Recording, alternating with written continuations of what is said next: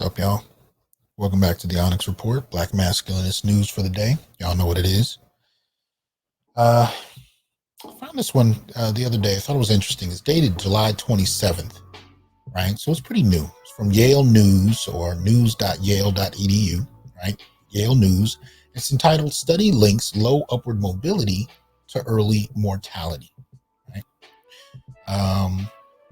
I thought I'd share this one with you. So we're going to go through it a little bit. I'm not going to take up too much of your time, but new information is always good, especially when it comes to understanding the quality of life that Black males in particular live, right?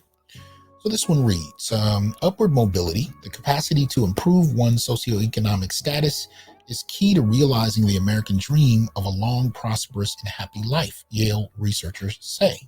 In a new study, they found a strong relationship between the lack of upward mobility early in life and increased mortality rates in young adults, particularly among Black males.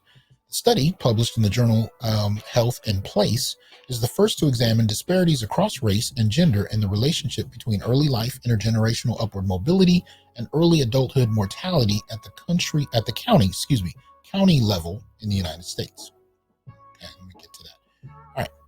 Researchers compared 4 demographic groups: white males, Black males, white females, and Black females. They analyzed administrative data on upward mobility, including tax records and mortality statistics from 3,030 U.S. counties for people born between 1978 and 1983, covering more than 40 million people nationwide. The study tracked the cohort through 2017, when its oldest members were 39 years old. With the exception of white males, limits to upward mobility early in life closely predict higher chances of death in early adulthood, with the strongest association occurring among Black males. The analysis revealed additional analyses that considered educational levels attained and the kinds of places where people live showed that the relationship between upward mobility and early adulthood mortality is strongest among Black males without college degrees and those who live in cities. All right. So y'all know what it is. Living in cities, you don't have a college degree, they're saying the chances go up. Our work shows that a lack of upward mobility consistently being cut off from achieving the American dream has serious consequences on the life expectancy of Black males, said Emma Zhang, assistant professor of sociology in Yale's Faculty of Arts and Sciences and the lead author of the report. Structural racism has determined where many Black Americans grow up, affecting their chances of obtaining a college degree, getting a good job, and starting a family, all important elements of achieving the American dream. Not having those opportunities reduces people's access to upward mobility, which can shorten their lives. The study's definition of intergenerational upward mobility captures the average income rank in national income distribution that individuals with low-income parents achieve by 24. To better understand the findings, Zhang suggested imagining 2 hypothetical counties with different upward mobility rates. In County A, Black males with low-income parents can achieve on average the 39th percentile in national income distribution by age 24, for example, New Haven or Connecticut, whereas their counterparts in County B can achieve the 49th percentile, for example, Middlesex, Massachusetts. Let's see. All right. So based on the study's findings, the early adulthood mortality rates, number of deaths per 1,000 persons for Black males in County A, are predicted to be higher than those in County B by 1.146 deaths. The mean early adulthood mortality rate for Black males is 1.96 per 1,000. The corresponding numbers for white and Black females are 0.452 and 0.617 deaths, respectively. Wow. The relationship between early life upward mobility and young adulthood mortality for white males is weak. Researchers found racial disparities even in counties with high early life upward mobility and low early adulthood mortality. People from different demographic groups live in the same counties, have varied experiences, Zhang said. In all the counties we studied, Black males had the lowest early life upward mobility and the highest early adulthood mortality.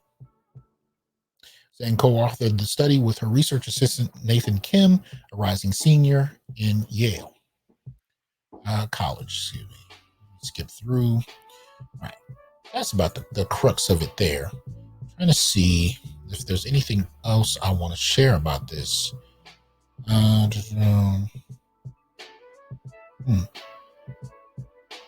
Okay, so they said the highlights: early life upward mobility was negatively associated with early adulthood mortality. Relationship is strongest with Black males without a college degree living in urban cities. And our findings highlight the intersecting effects of urban context, education, race, and sex. So this is an interesting kind of divergence when you talk about intersectionality, right? Because really what it shows is that if you take this concept of intersectionality, race, sex, gender, class, and a number of other components that have been added since the 1980s, what you find is that Black males still are, relatively speaking, at the bottom of the list. And looking at a county level, so in a nutshell, basically all this is saying is what many of us already know, right? If you've looked at the data on the number of deaths that Black males experience, be it by their own hands or by the hands of the police, for example, what you find across the board is that those numbers tend to be more often than not amongst poor Black men living in urban cities. So yeah, the paper kind of confirms what we often know, but it's doing it really in an official capacity by suggesting that if you actually increase the quality of life in terms of income, you see a radical diminishment in deaths, or that is the implication, right? The tie has to do with poverty, urban life, and Black male opportunities for upward mobility, which are nil for the most part for many urban Black males, particularly those without a college degree, right? And as I've said, I teach in the largest university system in the country, Cal State system. And in that system, over the last number of years, Black males tend to drop out at a rate of 70% by their first year, right? And we're talking about Black males on a national level that for the most part, by the time they reach the 8th grade, only about 10% of them are literate. 12 to 13 when it comes to math and science. So the numbers in that respect could be far better. And I think reports like this are useful, even though they seem to confirm what we already know. They do so in a very specific way, opening up a lot of different possibilities for understanding our situation in a number of ways and helping us to actually establish different routes to various types of solutions. Okay? And I'm not going to presume to come up with all of those potential solutions based on the data. This is my first time actually seeing this study. But as the study says in its abstract, the findings of this study highlight the vulnerability of less educated young urban Black males due to the intersecting effects of the urban context, education, race, and sex. So ultimately, one could read this as a refutation of traditional models for understanding intersectionality, because it actually shows that when you look at the education, race, and sex, young urban Black males are at the bottom. And this is something we've had to fight to say and fight to, as far as the academy is concerned, because there's been so much fixation on every kind of group. Some populations that are like 0.7 in size, right? 0.7% of the total society, and they get a great deal of attention. But the demographic that most of us seem to know are suffering the most, nothing. No Goldman Sachs, no Google, no MasterCard, no Visa, no federal projects of any significance. Nobody's stepping forward. And as I recently said on a past show, even when you talk about unemployment and homelessness, Black males. And yet we're talking about a she session or anything else to deflect from the realities of Black male life. We need to use information like this. We need to use analyses. We need to use current events. We need to use anything we can to drum up attention. And here's the thing. I'm talking about attention right now from Black males themselves. If you go through my channel and look at my videos, the videos that have the least amount of views are videos that are explicitly about Black males. The videos with the most amount of views are when I take a Black woman who's saying something that Black men need to hear or would like to hear, and I just put it up.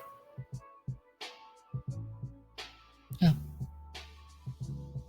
Even within our community, we have a way of supporting the obliviousness of Black men and boys.